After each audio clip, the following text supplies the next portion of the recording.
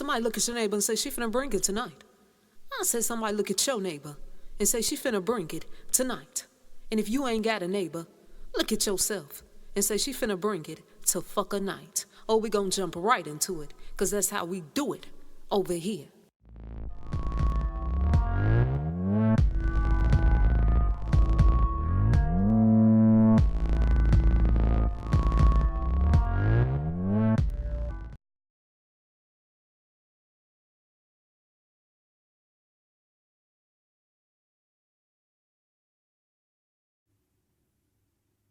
Harriet Tubman was born as Araminta Ross in the year 1822. Not too many people really actually know when she was really born, but that's the year that most reports say that she was born, somewhere around the 1800s. The reports also said that she was born in Maryland. Harriet Tubman's mother, Harriet Green, her mother was known for being a cook in the master's house. So she used to cook for master, and she used to cook for master's wife. And she used to cook for the people that used to come over to master's house. That's what Harriet Tubman, mama, used to do. Harriet Tubman's grandmother, her name was Modesty. Ain't that a beautiful name? Her name was Modesty. Her grandmother was from Africa. She was known as being a Ashanti from either Ghana or the Ivory Coast. Somebody say, so, madam, what is a Ashanti? Well, the Ashanti is known as being a powerful and a royal tribe from out of Africa. When you get some time, go do some research on them, the Ashanti people. Harriet Tubman's father, Ben Ross, he was known as being a skilled woodsman. So he knew how to cut wood to its exact measurement. He was good at with using his hands. He knew how to build things real good. And he knew how to hunt. And he was wise about the things that went on in the forest. But as you know, back in the day, black families was always being separated, and they was sold to the slave masters. And Harriet Tubman's, her other family members, they was separated, and they was split the fucker up. So her family members that was raised around each other, they had to stick down and learn how to be down for each other. Shit, shitta. Tell Sam Paul to go steal me some of that liquor out of Master's cabinet. And I'm gonna meet y'all at the back of the motherfucker house. And I'm gonna sneak that shit in the motherfucker shack house. Okay? They had to learn how to stick together. As long as they could. Because they was always what? Being sold the fucker off. So that little time that they got together, they cherished it. The Broadest Plantation. That was the hood that Harriet and her brothers and sisters grew up in. Okay? The Broadest Plantation. That was the hood that her and her siblings grew up on. And at that time, the slave master who owned the Broadest Plantation, he wasn't making that much money on his farm and shit. He wasn't selling enough crops and shit. So this nigga, he starts selling the motherfucking slaves. Master. The slave master. He had to start selling the motherfucking slaves. And the first ones to go, the first ones to be sold was Harriet Tubman, her sisters. Her sister Mariah. Her sister Lena. And then they took Sophie. They sold Sophie. Harriet Tubman said, damn, bitch, they done took all my motherfucking sisters. I ain't got no motherfucking body. And I know they gonna come for me sooner or later. And that's exactly what the fucker happened. Harriet Tubman's childhood, it was cut real motherfucking short. When little Harriet Tubman was just 5 years of age, She was hired out as a nanny. That's right, you heard me. You heard me correct. When she was 5 years old, she had to be a motherfucking nanny. Taking care of the motherfucking masters and them kids. She had to take care of a newborn baby. She said, bitch, I'm only 5 years motherfucking old. I can't even wipe my own motherfucking ass. And you expect me to change this little powder face ass nigga's diaper? Oh, hell no. Harriet Tubman had to take care of these babies at nighttime. Listen to me. I said she had to take care of the masters and them baby at nighttime. Her job was to make sure as soon as the baby start crying, she had to rock the baby back to sleep and feed him the motherfucking bottle. And when Mrs., the master's wife, when she heard the baby crying, she said Harriet ain't doing her damn job. So the bitch went in the motherfucking room, master's wife, and she started beating on Harriet Tubman. Harriet Tubman said she beat her around her motherfucking neck. She beat her around her motherfucking neck with the whip. Those was the first scars Harriet Tubman ever got on her body from being beat. Those was her first scars ever. And she said those scars stayed on her body for the rest of her life. Mrs., the master's wife, she abused Harriet Tubman so bad that Harriet Tubman, she began to become malnourished. And her little body became weak. And you know what Mrs. did? She sent her right on back to her mama. Mrs. beat Harriet Tubman some more and then sent her back to her mama. When Harriet Tubman went back to the plantation, to her mama would nurse her back to health all over again. Nurse her back to health, feed her, give her water, and give her food so she can be healthy again. And that happened almost all her motherfucking life. Different slave masters and slave masters' wives, they used to beat on Harriet Tubman. And then they just used to send her on back to mama. Can you imagine seeing your child in that condition? And then you gotta just send her back off all over again. Let's talk about it till fucking night. When Harriet Tubman was 8 years of age, she was hired to another household. You would have thought Harriet Tubman knew how these powder-faced fuckers was. And you needed to be very careful if you was gonna do some slick shit with their asses. Let me tell the story. One day, the master and his wife, they was arguing.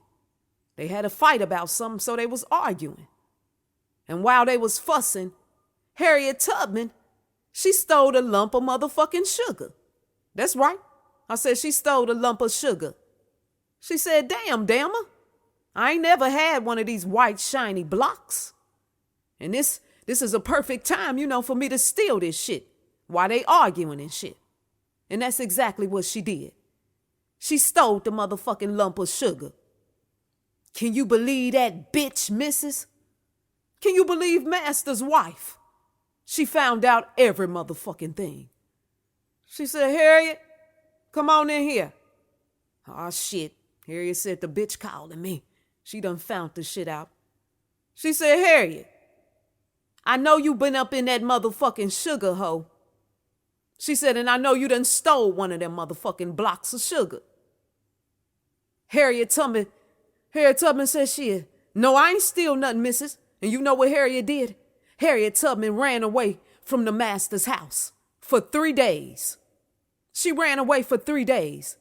And she stayed in them motherfuckers' pig pen. She says, fuck that, I ain't about to get this ass whooped. I'd rather stay in the fucking pig pen. And that's exactly what she did. Harriet Tubman was in that motherfucker pig pen fighting the pigs and shit for scraps of food.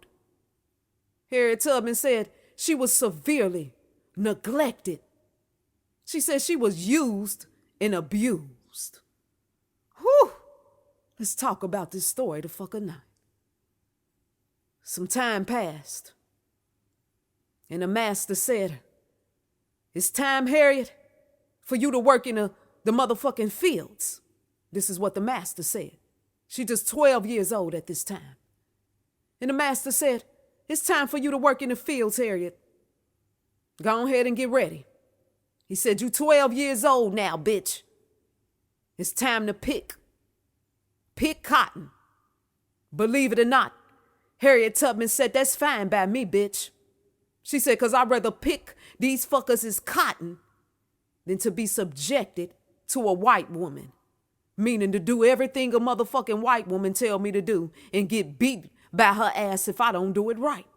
She said, "Shit, I'd rather work in the motherfucking fields." So she started working on the plantation.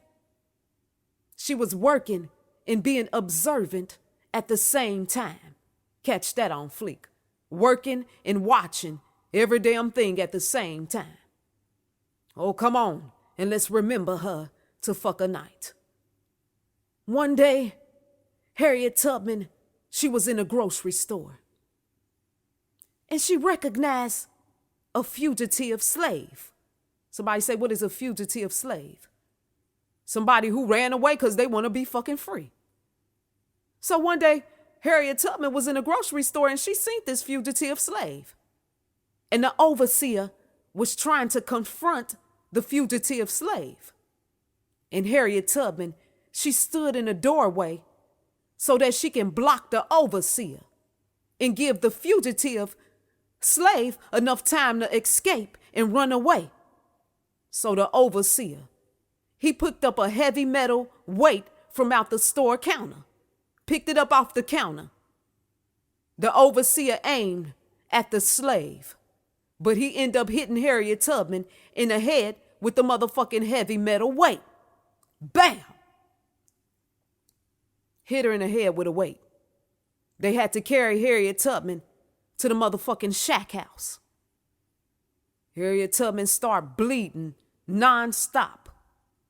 And she ended up fainting. And she ended up passing out and shit. Y'all ready to go deeper down this rabbit hole tonight? I said, are you ready to go deeper down this rabbit hole tonight? Because it's always something down here that we can find.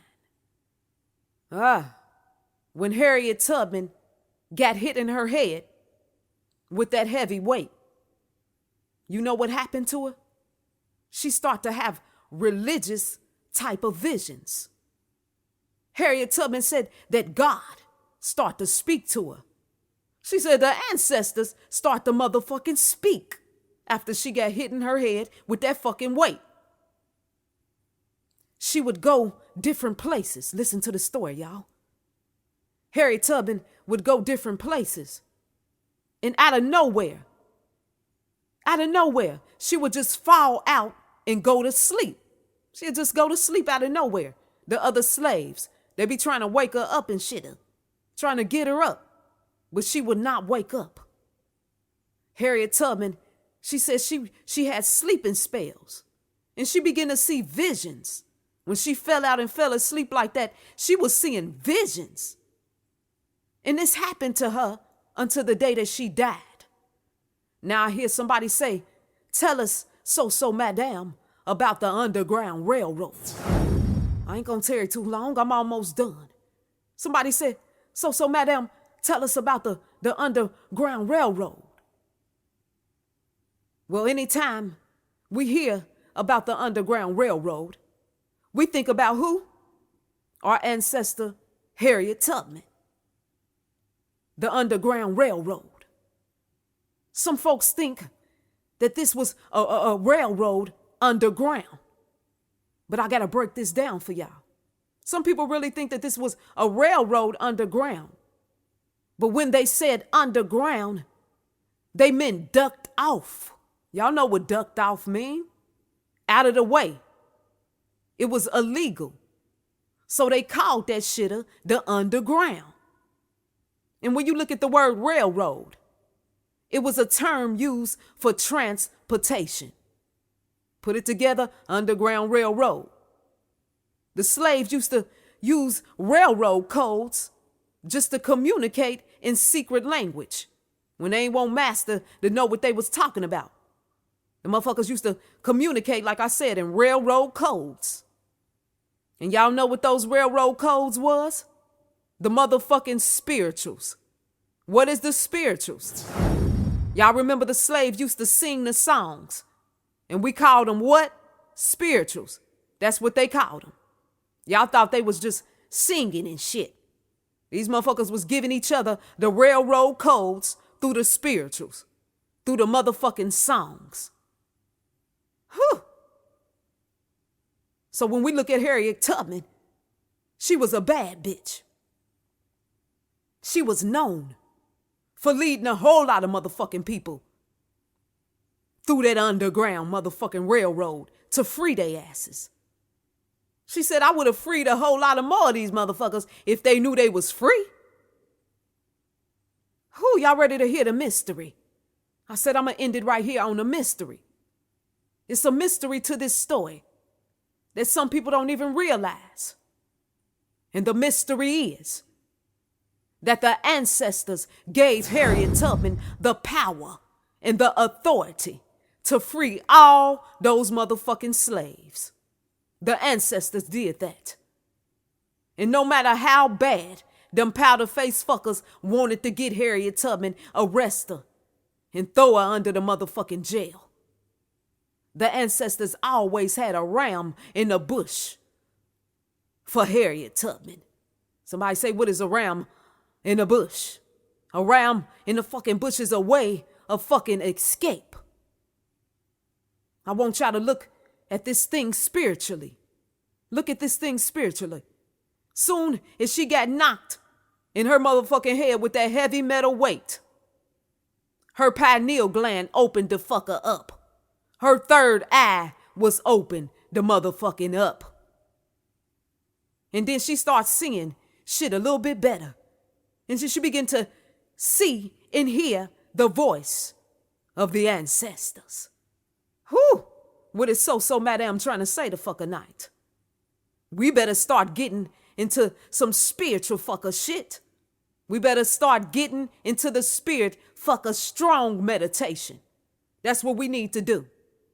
Get into some strong meditation. Work with your motherfucking pineal gland. And I promise you, if you know how to go deep enough into meditation and work with that pineal gland, you will pierce behind the motherfucking veil and your ass will begin to hear from God. You will begin to hear from the ancestors. Trust and believe me. And I give honor to our ancestor, Harriet Tubman. And we pump our motherfucking fists up. Ashe, she bows.